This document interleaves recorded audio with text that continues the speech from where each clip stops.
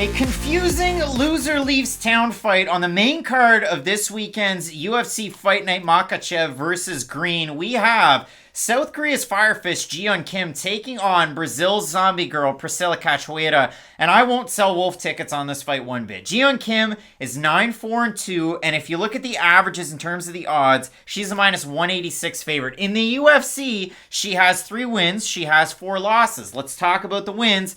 A split decision win over Justine Kish, who is no longer with the promotion. She just had her first fight with Bellator. Pooped herself in the cage. A split decision win over Melinda Fabian. One of the worst fighters ever signed. Not in the UFC for very long. And a knockout win over Nadia Qasim, who only had 2 fights in the UFC, got finished in both of them, got booked in a fight after the 2 knockout losses, didn't end up making the walk to the octagon. And got cut after that. But I look at the fights that she's had so far, and it's weird, right? Because, again, the losses. A loss to Lucia Pudzilova, Octagon Zone. A loss to Antonina Shevchenko, 30-27 on all the judges' scorecards. A loss to Alexa Grasso, where she actually looked better in that fight. She boxed, went strike for strike against Grasso. She loses the decision, but it was an entertaining fight. Good. And then she lost to Molly McCann her last time out. Now, that was a fight of the night. And it was kind of weird. Like, in between, she was booked with Poliana Botelho. She was booked with McCann, and then they rebooked it. And now we're here. So we're coming off of a fight against Alexa Grasso, who's somewhere in the top 15 of this flyweight division, even though she's pretty well a strawweight, but she's a flyweight now. And a loss to Molly McCann, who's like 15-20 on her best day. So it just really is a weird spot for Yeon Kim. And this is what makes it weirder. Again, I can sell wolf tickets on certain people. Should we go through the list? No, but I can think of a lot of them. But when you look at the sum of the parts aren't equal to the whole fighter that we get, for Yeon Kim, former Deep Jewels Bantamweight champion, black belt in Wushu, black belt in Hapkido, BJJ purple belt, 11-2-1 amateur kickboxing record, 6-2 amateur boxing record, 3-0 in amateur MMA, and she's 9-4-2. Like, this should be the hottest fighter ever. Now, she used to train forever at Mob Training Center over in South Korea. This is her second full camp at Syndicate, and it seems like she's in everybody's Instagram story. Like, she's hanging out with everybody at the gym. We have another fighter from Syndicate on this weekend's card, making her UFC debut to Hong Kong, and Ramona Pascual. But again, when it comes to this fight, Yeon Kim, I love her counter-striking. I love her volume. I love her footwork. I don't love her head movement because it never moves. She gets hit a lot. And she gets backed up a lot, and her defensive wrestling's not that bad. That's what I'm going to say. I don't like her foot movement because she moves too much. She moves left to right too much. She's never in the pocket, and that's what concerns me about Yeon Kim. When she strikes, it's a lot of, my feet are always moving, and I'm never really stationary. And when you're striking like that, you have no pop in your shots. I understand she got TKO win over Nadia Qasim.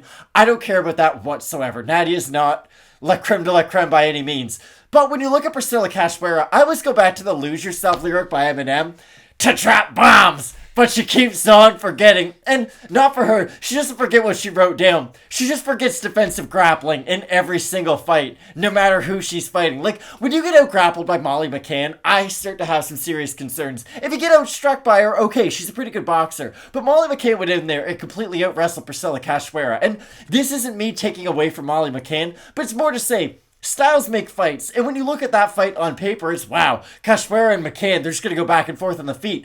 Cachoeira got convincingly out-grappled by Molly McCann, and ever since, it's been a massive hole in her game. It has never been something that she's fixed, and I gotta be honest, Craig, after she had her 2 wins by knockout, yes, she looked good. Knocked out Gina Mazzani, I know I got excited. I even had her to beat Jillian Robertson.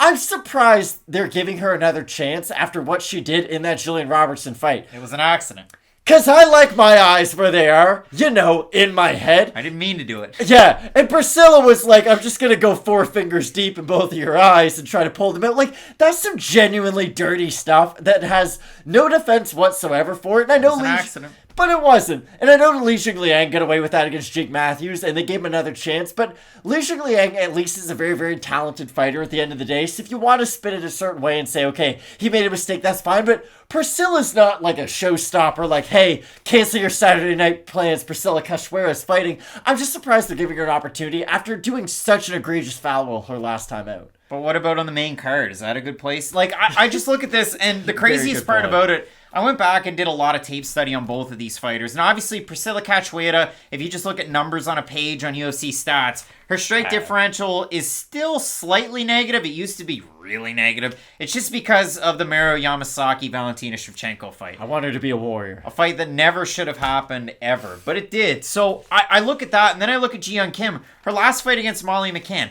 10-inch reach advantage. And I talked about this earlier on this card. Ignacio Bahamondes is a guy that's bigger than just about any other lightweight he's going to fight until he sees Joel Alvarez and they do this, like the Spider-Man meme, because they're both the same size. But for Yeon Kim, 10-inch reach advantage against Molly McCann. And like Bahamondes, they like to strike in the mid-range and in boxing range, and that's really weird. Kim waits to bait her opponent in, slip to the left, throw the left hook, and then maybe slip back to the right. Like, that's the thing. But then she, like, stumbles around a bunch and then re-engages. It's a very odd striking style. There is one point. It's in the first round against Molly McCann. She gets hit, then she hits back, and then she turns her back to McCann and runs the other way. It's the weirdest thing ever. So, again, I look at this fight as Yeon Kim has everything that you want to see out of a successful fighter. A former champion with another organization, good experience against good opponents. Priscilla's taken on the champ, but there's that. But when it comes to Yeon Kim, much more well-rounded, does not kick.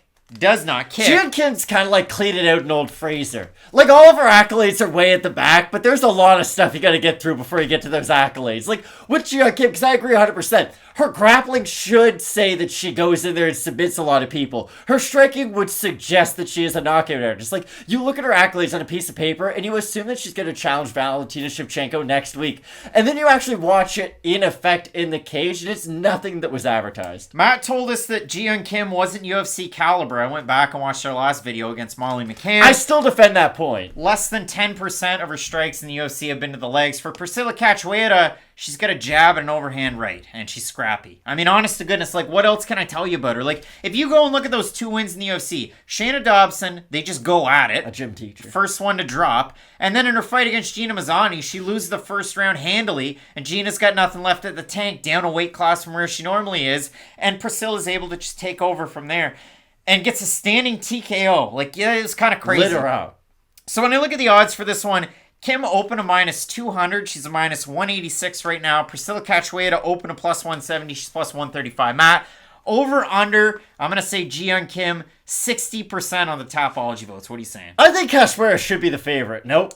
603 total votes, 66% Kim, 89% by decision. For the 34% that I've Cachoeira, 72% by decision. I will say this. Yeon Kim throws a lot more of everything. She does, volume. And she might not have the best striking defense, but she has an odd chin. I like Yeon Kim in this fight because I think she can keep a sustained pace for 3 rounds. Priscila Cachoeira just throws power shots. That's it. But when they land, they're devastating. That is the one thing we have to give her credit for.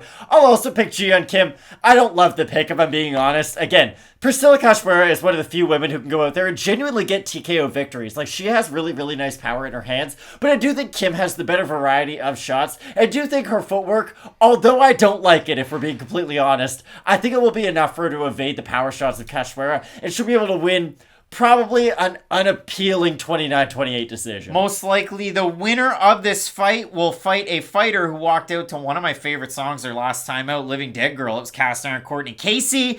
But both of us in this fight going with Syndicate MMA Zone. Yeon Kim to get the win. You let us know down below in the comments section who you have. Can Priscila Cachoeira make it a storm? Not weather a storm, make it a storm and get the win. Again, let us know for better or for worse down in that comment section.